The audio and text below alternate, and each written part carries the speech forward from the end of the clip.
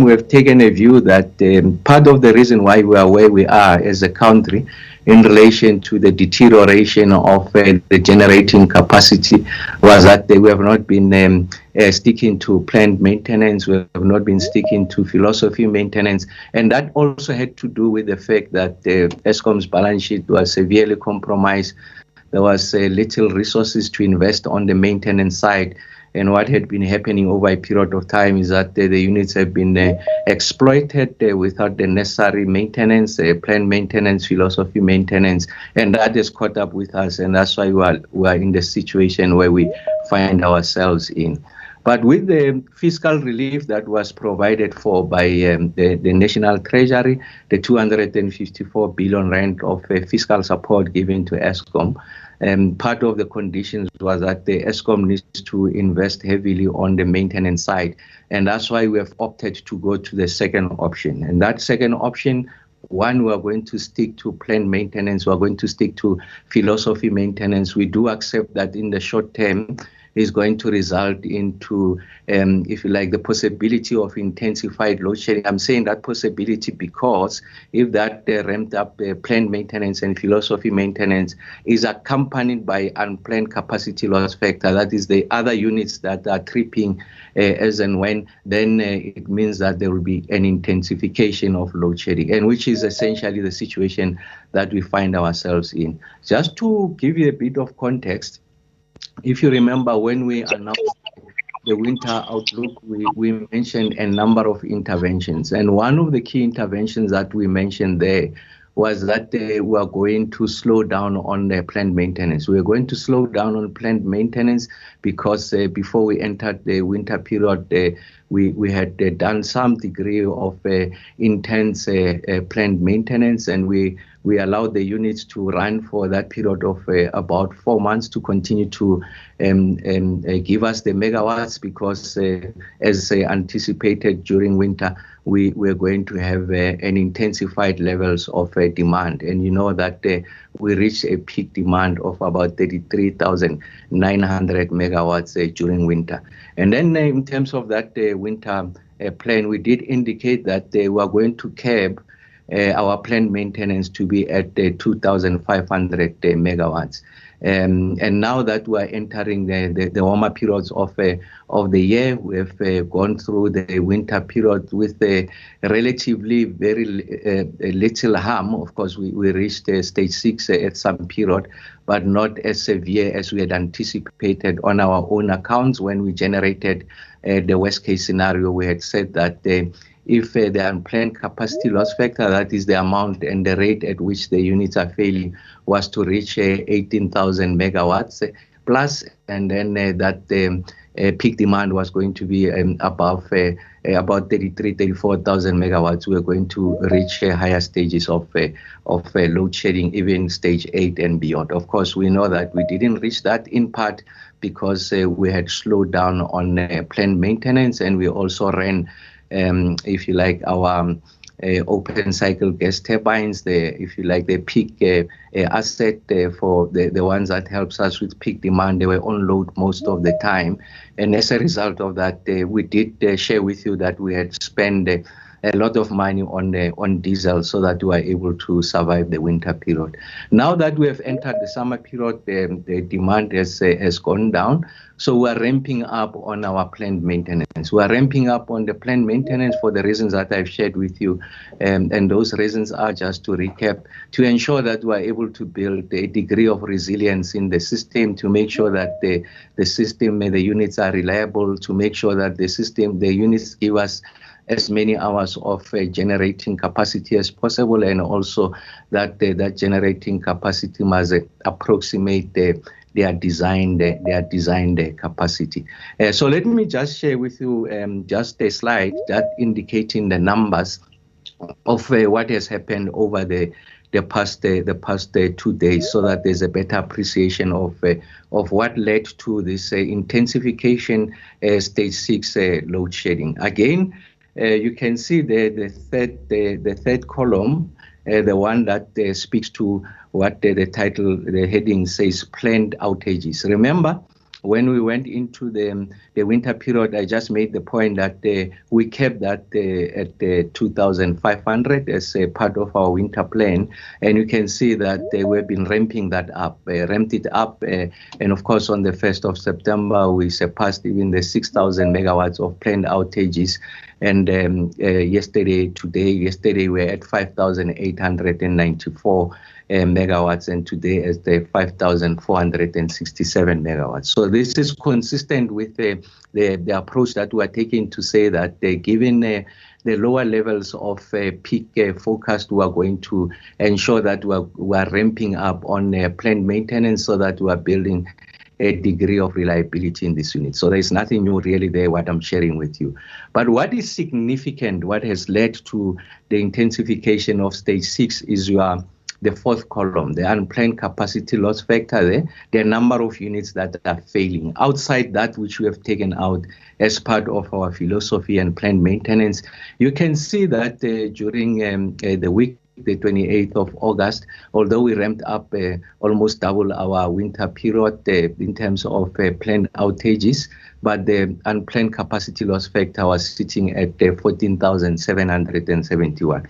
Remember that what I keep on sharing with you during our weekly briefing was that we want to ensure that we keep the unplanned capacity loss factor at sub 15,000 megawatts. So we're getting closer to that. Some stages you can see also on the 31st of August, we're 14,922 megawatts.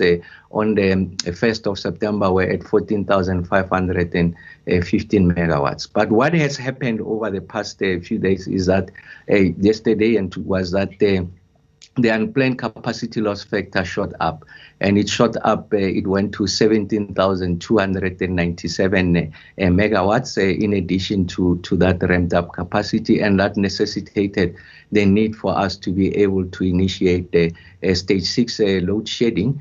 So what is the message that we are conveying? The message that we are conveying is that the stage 6 load shedding that we are experiencing now is largely on the account of first us ramping up planned maintenance, and of course the issues of unplanned capacity loss factor. If you see historically what had been the biggest contributor to stage 6 load shedding was two things, was essentially the unplanned capacity loss factor going up, and also the peak demand going up. And the last time we had it was when the peak demand was at 33,900 megawatts. So we thought that we have to give you a sense of where we are. So we do understand that as part of this approach, there are inherent risks in the system, and that the inherent risk has been realized over the past day or two. And then we're going to share with you how we are retaining these units back into service. And largely here I'm talking on those units that have gone out as a result of trips. Mr. Nxumalo and the team will share with you, and also to give you an indication on those units that we have taken out as a result of our planned maintenance. When are we expecting them to come back on stream?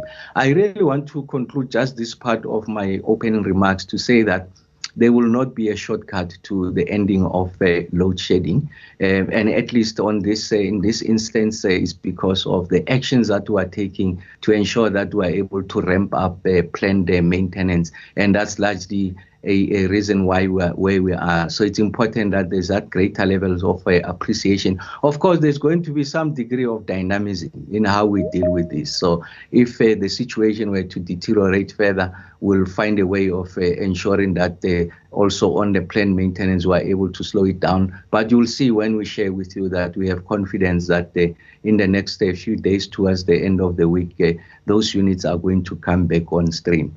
I'm going to invite Mr. Nxumalo just to share with you some degree of detail on how we are approaching this. I thought that at an aggregate macro level, I should share with you what is the general approach. Of course, there's nothing new. These are the things I share with you on a weekly basis, but it's important that now, because we're at this stage 6 load shedding, that we occasion an opportunity for us to share with you in detail what has led to this, but most importantly, what is it that we are doing to ensure that we address the situation.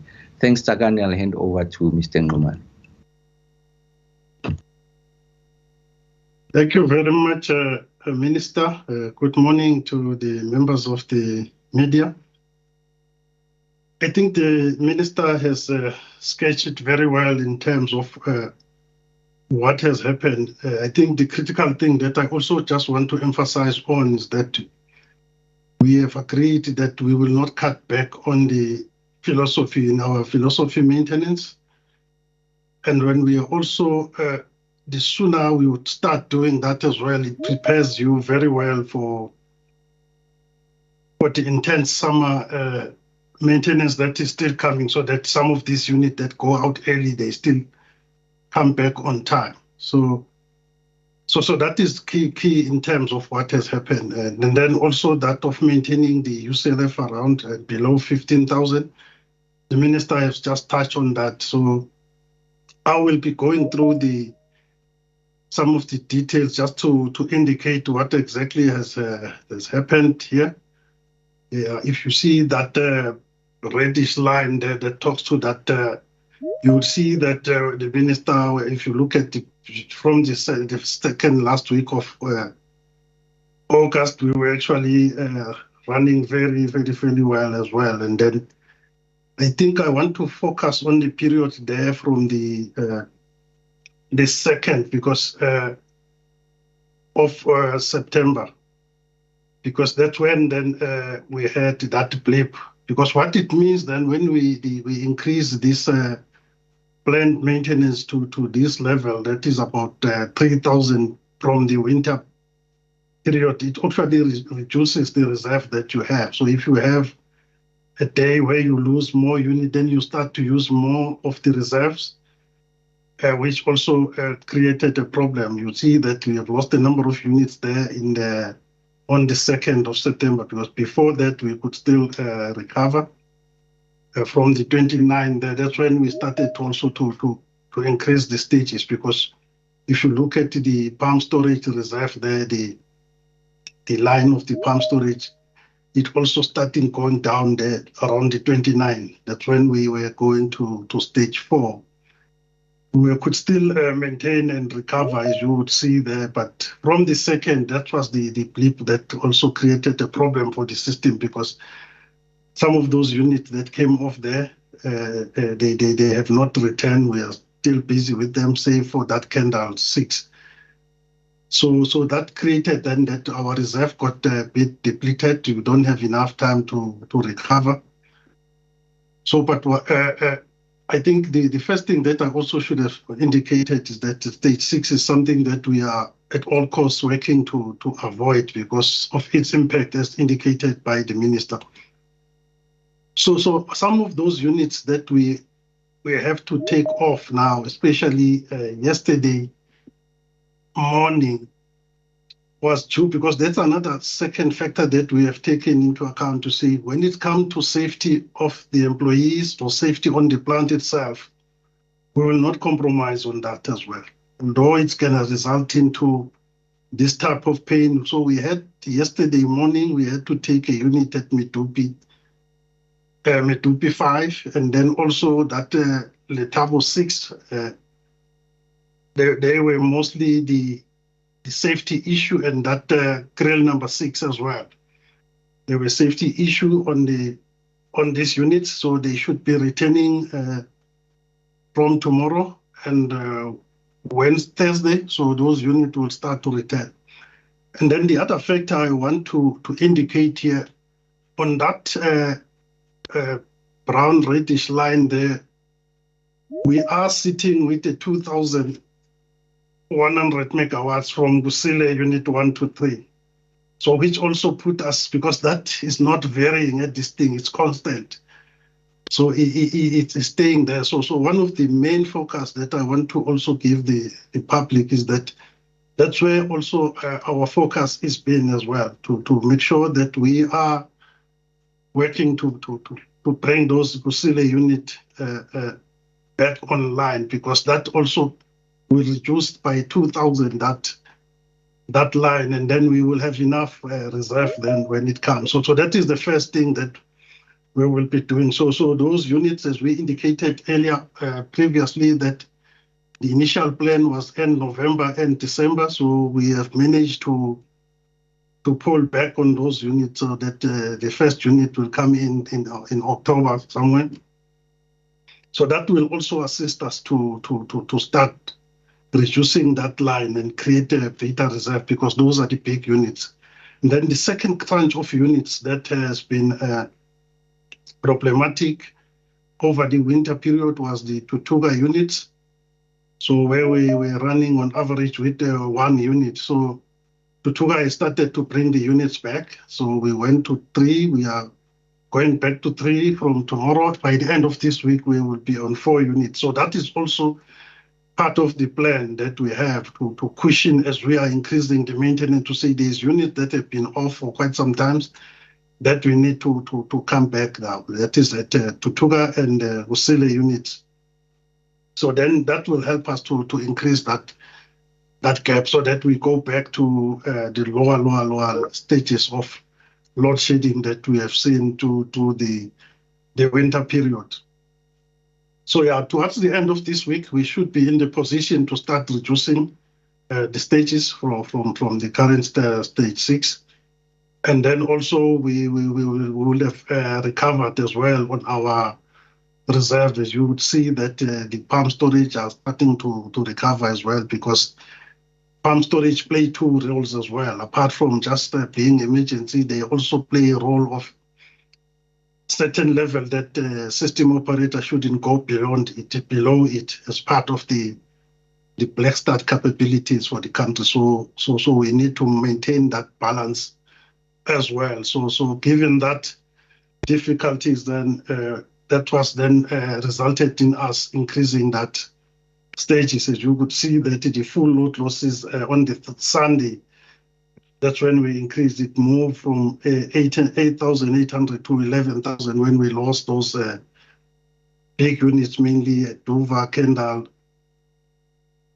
2 units at Duva as well, and Drakensberg. So that's when we started to increase. So some of those units, then the plan is starting to return now from tonight, and then tomorrow and Thursday, we should have most of those ones return. So the other thing that we are doing as well to ensure that we minimize the risk on the system over the weekends, we also do what we call short-term maintenance, planned maintenance. Those are the units that it's got a specific risk that needs like 2-3 days to fix. We always plan them over the weekend. That's why when those units came off on Saturday, we had other units that were on short-term maintenance to return from Monday and today, that were also off as well. That what just exacerbated the situation, and then more reserves were used. But we are now starting to recover. So towards the end of the week, I'm confident that we will be able to return to lower stages, and then we will start then focusing on our normal maintenance. So I think the planned maintenance, which was on the last slide, I think the minister has talked to that to say there is unit that we have already taken. So I'm not going to go to that slide to say those ones that are on philosophy maintenance, obviously they are affected now on this picture, and we will not unnecessarily, we will not compromise on those ones, because we want to buy ourselves that reliability as we move forward. So that's the assurance I wanted to give, to say, although that we are on stage 6 now, I don't foresee that it should last longer than up towards the end of this week. We should be starting to recover as well. And then the positive thing is that Tutuga is also ramping up from the average 1 unit. They should be on 4 units by the end of the week. That also would give us the buffer as well, because the good thing as well that is coming through from Tutuga is that the units are no longer tripping every day when they return. So it means that the team has managed now to really do some good work. So once the units are online, they are not tripping every day as it used to happen in the past year. So yeah, Minister, I will hold it there in terms of what we are doing to deal with this situation. So the team is hard at work to deal with this most undesirable situation. Thank you very much, Minister. No, thank you very much, Biggie. I think that was helpful. I think we thought that just beyond the macro picture, we needed to give you that level of detail. When are these units coming back on stream? And like Biggie was saying, at the risk of repeating the points he was making, is that the return of the units at Tutuka and more significantly the return of the units at Kusile are going to give us the necessary buffer so that as and when we continue with this maintenance regime, the path that we have taken, it's not going to result in the intensification of load shedding. So we are doing everything possible to ensure that the practices in the past that they undermine the ability of these units to be resilient, to be reliable, we are going to address that. So maintenance is a focal point of the work that we are doing. And we accept also that it's got its own costs, and we're seeing what those costs are. And like Peggy was saying, we will not buy ourselves a way out of load shedding. We are going to do the right things. I think it's important that we emphasize this, and it's the approach that the Peggy has taken. The team very grateful, also with the support of the board led by Mr. Mann, is that maintenance is going to be key. We're going to suffer short-term pains like we're doing now, but you'll see that there's going to be long-term gain. When we say we're out of this situation, we'll be having some degree of confidence in relation to the reliability of this.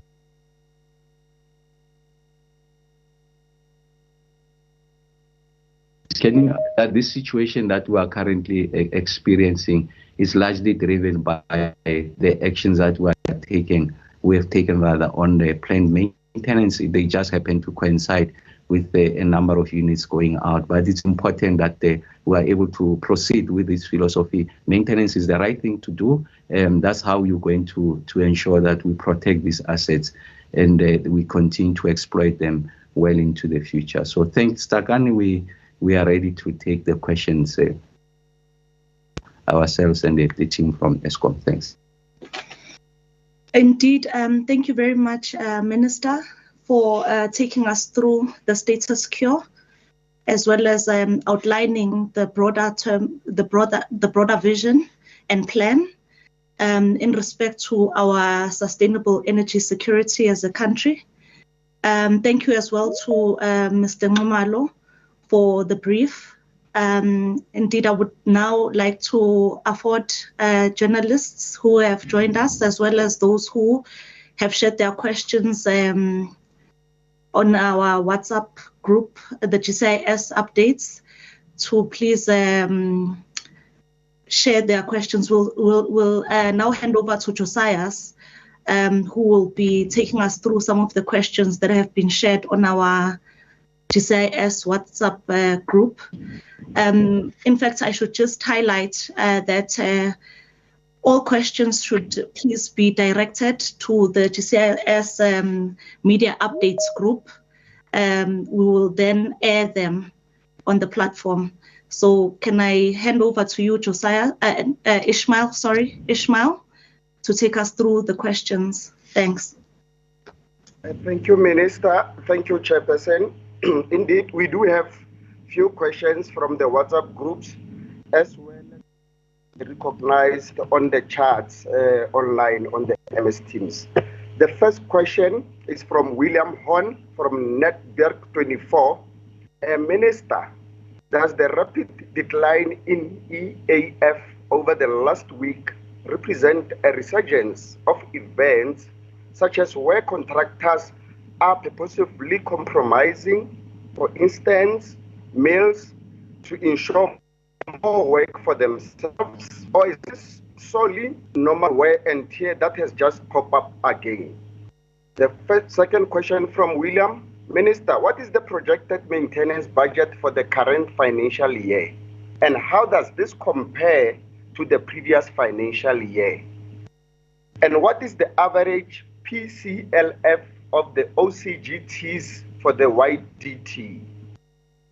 And we also have two questions from Kaylin Pillay from Independent Online. Minister, what is the duration for the increased plant maintenance scheduled for? And when will consumers experience an ease in the high stages of load shedding? And for how long can we expect to be on stage 6?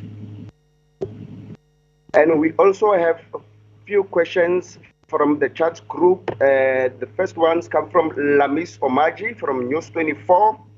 Minister, can Eskom say what exactly went wrong at the respective units that have contributed to stage 6 load shedding?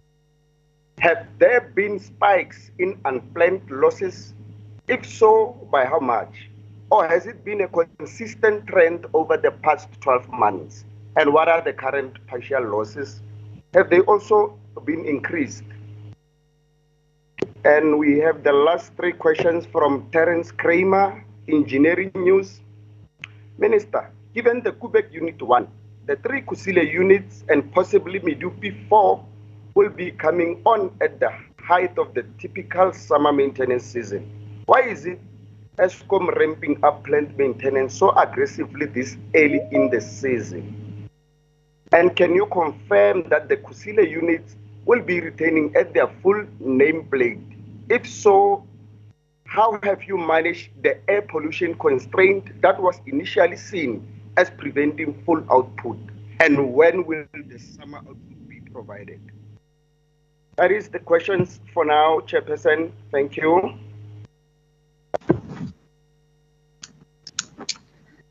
Thank you very much, Josias, for all the questions. I'll hand over to the Minister for responses. Thank you. No, it's fine. Thank you very much for those questions. I think that they are pointed. I'm going to ask Becky and the team to come in, and then I'll come at the end if there's any question outstanding. Becky and the team. Thank you very much, Minister. I will take them. Thanks for the question from the colleagues. I think let me start with the questions from Terence in terms of the Kusile unit, and she indicated this Medupi 4. It's Kusile 5. Medupi 4 is only coming back next year, July. So those are the Kusile 4, which is the new Kusile 5, which is a new unit that is planned to come towards the end of November as well. So that is the one. The Kusile 1, 2, and 3, yes, definitely they will be returning to their full capacity. And then the issue of emission pollutions.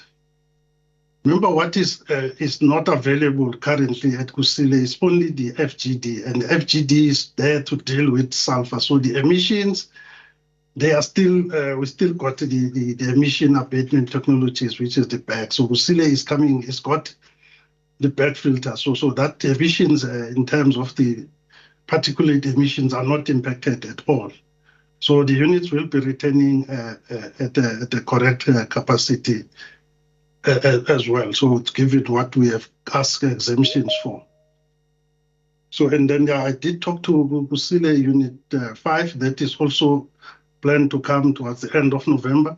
So, and then the other question was then why do we aggressively ramping the maintenance?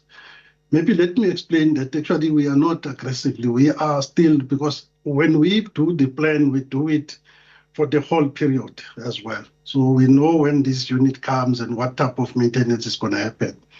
So the units that are on the long-term maintenance, which is the first tranche of it, and then I did indicate that there's those that we call short-term maintenance, which we only take if it's a 4 days required to deal with a specific risk. We will take it, say, typically on a Thursday evening, return for Monday evening peak. So those are the things that are ongoing to deal with the short-term risk. But the units that are on the long-term outages, like the likes of Kendall 3, Krill Unit 2, and those ones, those are the ones that are part of that plan. And we have to working together with the system operator, taking account of the return of those units at Kusile as well. And then you would see that that's why we are talking about that buffer, because they return at the height of the maintenance period.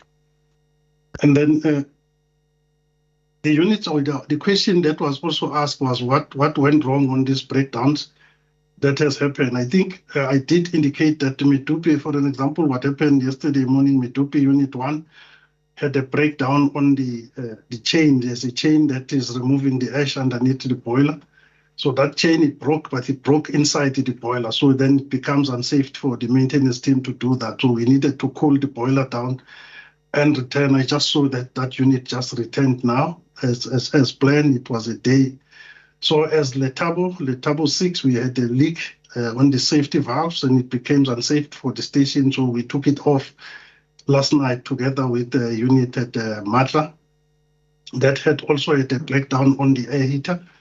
So they couldn't fix it from the outside. They needed to get inside the boiler. So the bigger duration is just the cooling of the boilers and then do the repairs on them. And so as Dover as well, we've got 2 units that broken down on the what we call the gas air heaters.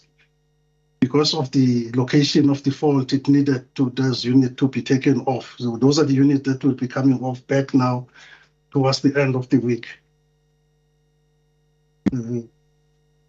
And then there was an issue about contractors compromising the mills and all of that.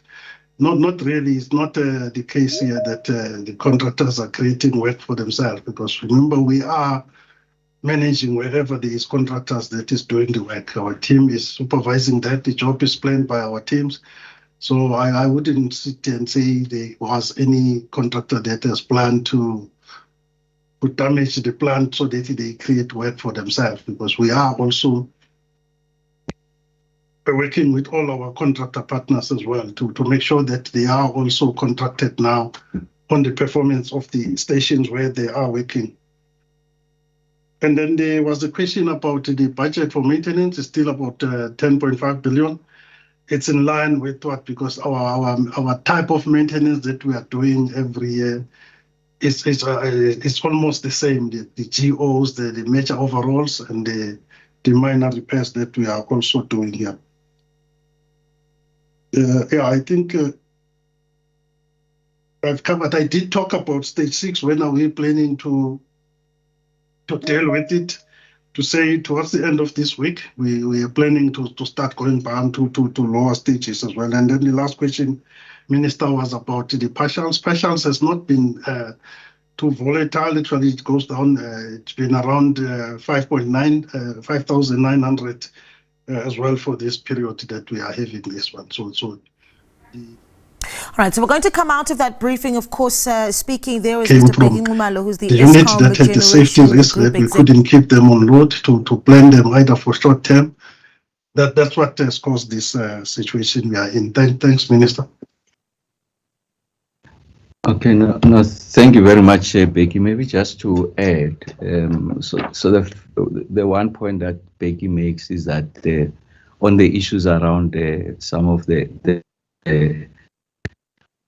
conduct, I think the point that is being made is that essentially they are creating work for themselves. So one of the things that we have introduced at Eskom, of course, the leadership of the board and Becky and across the Eskom team on the generation side, was that you need just to rethink differently on how you incentivize the performance contractors, and really they are incentivized also on the performance of the units. So I think they extract a lot of value that is from a contractor's point of view when the units remain on load for a longer period of time. So there's a disincentive to have the units on and off. So that's an innovation that Becky and the team have introduced, so that we are trying to disincentivize or penalize a situation where there's poor workmanship on any work that is being commissioned by Eskom as a result of the units failing. And then maybe just to go on to, once I can see them on the chat group, I think there's an issue there that is being raised by Vuyo Mashula in relation to the issues on the distribution side. The fact that there's been a number of communities that have not had electricity over a period of time, and this is communities that don't have electricity outside the load shedding schedule. We did identify that the biggest problem there is on the failure of the distribution infrastructure.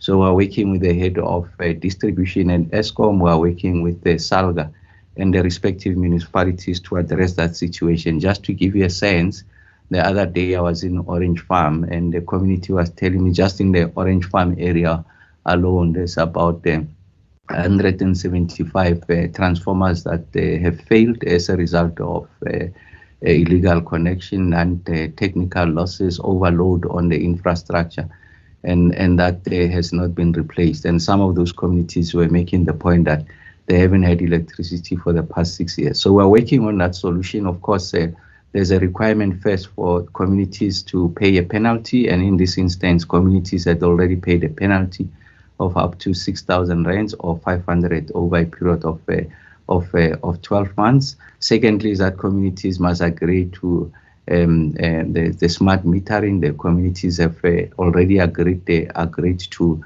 that. And the third one is a provision should be made to ensure that the poor and the indigent, they do get their allocation of free basic electricity as part of the government policy on how we are going to provide a social wage for the poor. So we're working with Eskom to design that, and then we'll be rolling out that distribution infrastructure. And in many of these communities, those three conditions had been met. And then the question that is coming from our colleagues from, I think, is Business Weekly, in relation to assurance to business, in particular the mining sector. So first is that we are using this opportunity to communicate, of course, using our multiple platforms as the media, the work that we are doing. I mean, the detail that Mr. Nxumalo has shared is important so that there's some degree of appreciation from private sector, from household, just the South African population, on what has led to stage 6. I think it's important we're making that point. In this instance, this stage 6 is primarily on the back of ramped up the planned maintenance, which just occurred, happened to intersect with the failure of these units. And as Mr. Nxumalo has indicated, planned maintenance continues. We are adopting that philosophy, and we do accept that it's going to come at some cost if it's accompanied by unplanned capacity loss factor. But we're also using the opportunity to tell you which of those units are coming on stream when. So he just indicated that as we're speaking here, Medupi has just come back, and we have indicated that this intensity was going to taper down as we approach the end of the week. We're able to share with you what's coming on stream. And we do appreciate that this has got huge implications on the South African economy, as the point has been made there that the rand has hit 19 rands to the dollar. And I think the insinuation there, and I guess it's correct, is on the account of the intensity of load shedding. So we do accept that there's a correlation between load shedding and the performance of the economy. The Minister of Finance, the South African Reserve Bank, does make the point that the load shedding is a structural impediment. So will the South African economy won't recover for as long as there's load shedding? And I guess that the market are likely going to react in the manner that they do. So we hope that sharing these things publicly. Remember that previously we'll have stage 6 load shedding.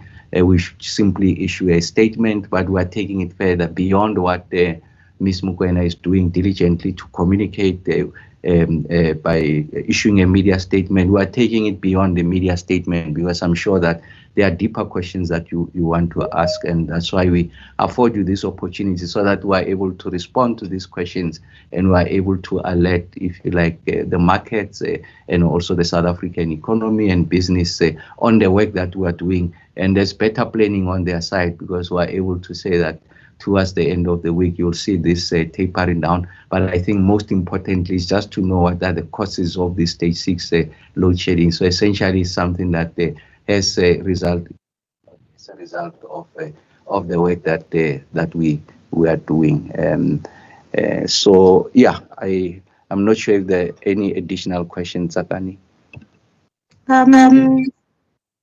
Ishmael, can we check with you if there are any additional questions? Thank you, Chairperson. Yes, we do have about 8 additional questions. I'll start with Denin Erasmus from Business Day. The Minister previously said that there were early signs of sustained improvement in Eskom's generation performance, but unplanned outages for June, July, and August was worse than during those months in the previous year. By when should we expect to see the generation system improve as a result of the increase in maintenance? Will maintenance be delayed to keep load shedding from exceeding stage 6? We also have a question from Susan Komri Amabungani. The philosophy maintenance program has been running for 3 years, and for 3 years, we have been told that more maintenance will result in the turnaround of the EAF. Despite this, the EAF has continued to decline. Would it not be more honest and more realistic to acknowledge that increased maintenance is now what is required to manage a decline and eventual shutdown of the coal fleet? We also have a question from Richard Maidopi News. Minister, considering that the draw to charge an electric vehicle at home is around 7,000 watts, surely the impact of this on the grid is quite significant since vehicles will be plugged in as people return from work. This will coincide with the peak load times. Is Eskom or the government tracking this since EVs are now being pushed in South Africa? The next is Jan Vermeulen from My Broadband.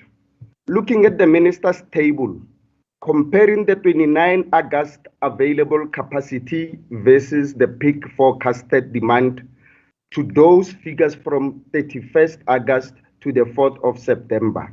There isn't a substantial difference between capacity available and peak forecasted demand on those dates, yet load shedding was much less on the 29th of August. What is the reason for the difference? The next one is from Kanyisile from Times Live. Minister, will you please just get clarity on what planned versus philosophy maintenance mean? Another question, Siphelele Dudla Business Report. Can you say with confidence that Eskom is performing reliable maintenance on its coal fleet when the units are breaking down so much, and since we are back to stage 6 load shedding? Where will the minister take over this portfolio? The next question, Christian Duplessis from Network 24. Minister, are there plans to minimize load shedding during the Rugby World Cup, and can the minister make any promises in this regards? That's all for now, Chairperson. Thank you. Thank you very much. Becky will go first, and then I'll come after Becky. Becky. Thank you very much, Minister, and thanks to those questions. Let me start with the question from Kanyisile, which talks to philosophy versus planned. I think this, to explain it in simpler terms, philosophy is based on the manufacturers of the equipment to say, how do you do what type of maintenance in what interval? Like, for example, if the plant is going to run for 50 years, we'll tell you that every 10 years you will do major overhauls on your turbines and all of those things, and then every 3 years you do some inspections. And so that is the philosophy. It talks to the whole life cycle of the equipment. And then the plant then is talked to say, when is it is planned, you know. So like you say now, for this year, we will do this unit in summer, or on the 30th of August, the specific unit will come off for its own planned maintenance as part of the philosophy maintenance as well. So that's how we differentiate from the two. And then I also want to correct, there was a statement made that we started philosophy maintenance 3 years ago. No, that's not correct. In Eskom, we've been doing philosophy, as I've just explained now, that it's not the first time that we are doing this maintenance on the units. There might have been some delays in some years, but Eskom, we have been doing the maintenance. That's why we know what type of maintenance need to be done on each of the units. And then there was also a question, I think, from Susan that was talking to say there is a decline in EAF compared to the previous year. That's correct, but I think the context there is important. The previous year, if you recall, we have Kubek 1 was running. We've got Gusile 1, 2, 3, they were running, all of them. In total, they take over 3,000 megawatts. So that is the biggest. So it's very, if you were to compare that, you need to then to correct the base of your previous year's comparison, because if you look at that with these 3 units, this year actually it shows that it's been much better. The way it went through the winter as well without those. So that is the main reasons of the difference between the previous year and this year, because these units have not been around for almost a whole year now. So hence the biggest chunk of the EAF went through those units. There was an issue about whether we run the units harder, Terence, for breaks. No, I think from where we're sitting together with the system operator, we don't plan around the events. We plan around the system and what is required, and we try to do what is necessary. So it was no plan that was put in to say this is the plan for bricks, so we need to run the machines harder as well, because it's also important to correct this fact as well of running the machines harder, because our machines are run according to their designs limitations as well. So I think I just wanted to touch on that one, Minister. And then there was another question that was talking to the comparison between the 29th and the 30th of August. If you recall, what I've said when I was presenting is that if you look at the 29 and look at the reserves were much higher as well, because then it doesn't mean that when the available capacity automatically comes down, but if the reserve was still adequate, we could still manage to deal with that. What happened then, when we were starting to recover, then we had this additional breakdown that happened late Sunday evening and early yesterday that took those units like Medupi, Unit 5, and then Lethabo and Kriel and Duva. So then it caught us when the reservoir was at its lowest as well, when we were supposed to recover, and then we didn't get enough time to recover. That's really the difference between those two, Minister. Yeah, Minister, I think I've covered some of them just high level. Thanks. Okay, no, thank you very much. Maybe just to say the following to Richard's question with regards to the charging of EVs. Of course, I mean, it's going to put a lot of pressure on the grid. One of the issues that we have been advocating for over a period of time is to also try and make interventions on the demand side. Of course, we are transitioning into a low carbon economy. EVs are a significant part of that calculus. So it's important that in our projection in relation to peak forecast, we are able to compute what is the impact of people charging their cars as they come back home. So yes, as we transition, I mean, that's the downside. If you think of it that way, that it increases on the demand side during the peak forecast, during the peak. So it's something that requires our attention. And frankly speaking, it's not something that we have begun to discuss extensively within government and also Eskom. But I guess it's a conversation that is necessary and urgent. But that conversation really doesn't arise for as long as we are able to ensure that we improve the performance of the grid, we are able to add new generation capacity, because when we do that, we are allowing the South African economy to grow at the rate that is desired, but also to make it possible for the new approaches in relation to how we use new technologies, and EV will fall in that broad category. And in relation to the performance over a period, I just forgot who raised the question. Our point is that one of the things that we have introduced, of course, is not just our own advocacy, is the approach by the board led by Mr. Makwana and in particular Mr. Numan, when we sat together was that it's important that we stick to philosophy maintenance, plan maintenance, as he has explained it. Of course, there are short-term pains, but the long-term gain. We're able to build that resilience. That we are going to see those results immediately. No, you'll not be able to see them immediately, because there's a batch of these units that goes out, gets to be fixed, and then you take others out. It's over a period of time. But what has helped us a lot is that fiscal injection from National Treasury. Now, Mr. Nxumalo has got a degree of wiggle room from a financing and a funding point of view to be able to direct significant amount of resources towards maintenance.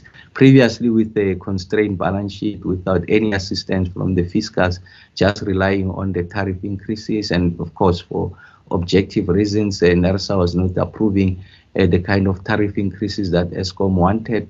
That meant that there's a significant additional pressure on the Eskom balance sheet. Something had to give, and what was being compromised over that period was our investment in the maintenance, and that has caught up with us. So yes, we are investing in that maintenance, and Mr. Nxumalo and the team are doing exceptional work in addressing that. And then on the issues with regards to the Rugby World Cup, thanks, Becky has answered the question. How we manage the system is devoid of the major events. We really want to protect the system. We want to improve generating capacity. I would like to say to the general public that there will not be periods of load shedding during that time. But load shedding, remember, is an instrument available at the disposal of the system operator to make sure that you address demand and generation. And for as long as demand exceeds the generation, there is going to be load shedding. The point I made also when we were confronted with the BRICS, and the only reason or why you can't have a load shedding is if we follow the rules. Of course, you need to make the necessary application. There has to be a motivation if something is a national key point and all of that. But it's not arbitrary how we do it. But what underlines this really is the fact that the generation can't meet the demand, and therefore that's why you're having load shedding. So we can't give any assurances. That will be a function of whether we have generating capacity. Like I said, I mean, as we conclude this point, this part is to say that we will use this opportunity to engage with the South African public, just to share with you the brutal facts, honest, transparent, and accountable in relation to where we are, in relation to our performance. And the key message we're trying to bring across today was to say that this is principally on the back of this increased planned maintenance. And I do make the point every time when I present during our weekly updates to show you the trend line, where we were, and we're using May as a baseline. And what is the trend line? The trend line does show that there's an upward trajectory.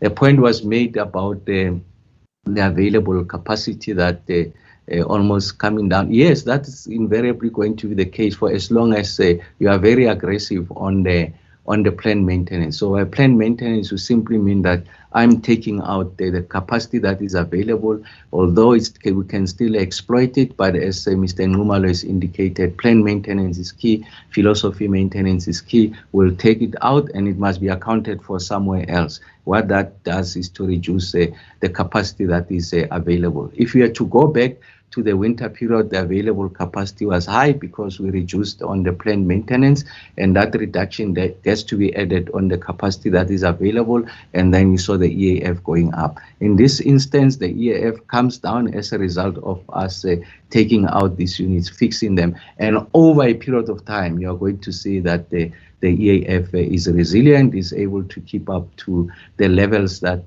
are better than what was the case when we entered into this space. We have to do this work. I think that's a message we want to convey to the South African public, to the household, ordinary people and business. Like someone make the point, the energy-intensive users. The point we are conveying is that our actions, in part, largely, are the ones that have led us to the intensification of load shedding because it coincided with the unplanned capacity loss factor. But it's something that is within our control. Voluntarily, we took these units out to really fix them so that we can have brighter days going forward. Brighter in this instance, the reliability of these units and the efficiency that we're able to extract out of these units. And as we have indicated, we'll see the improvements towards the end of the week. Just the question that was raised on how long will we be on stage 6, and we're able to illustrate that we want to introduce resilience. Of course, when we have our briefing on Sunday, we'll have an opportunity just to show you, give you more details on the performance of the grid, the system, and also how we project further improvements going into the future. So I really want to thank everyone who has made time, and really the point was to ensure that when we hit very difficult periods, we are not in hiding. We, as we have committed, will be in the public explaining what the situation is, open ourselves to interrogation in the same manner that we have interrogating the numbers. The robustness of the engagement is what is going to help to clarify the situation. So like I said, this is a new normal of ensuring that at every turn there's that accountability, especially when you hit the higher stages of load shedding. We're going to treat stage 6 with high levels of indignation. This is an unwelcome occurrence. Like I said, load shedding overall hurts the South African economy, but even more when you go to this level of intensification. But it was important that we share with you how we got to where we are now, and how we, most importantly, how we are getting out, and the units that are coming on stream. But once more, last word, just to thank everyone who has joined us, Becky and the team, and Sokomojo on the transmission side. We continue to do the excellent work. It's tough, we do accept this, but we are more than confident that with this action, the cumulative actions, you will see that when we say load shedding is truly behind us, it's genuinely fully behind us. And these are the pains that we are suffering as a result of this approach, and we think that we are on the right course. But thank you very much to everyone, and thanks, Takani, for presiding over the conversation. Thanks. Indeed, thank you very much, Minister, for the briefing, the responses, and the clarity. And thank you as well to Mr. Kgosientsho. This brings us to the end of our briefing, and the Minister indeed will continue to do his weekly media briefings. Thank you very much, colleagues from the media. Good afternoon to all of you. Thanks.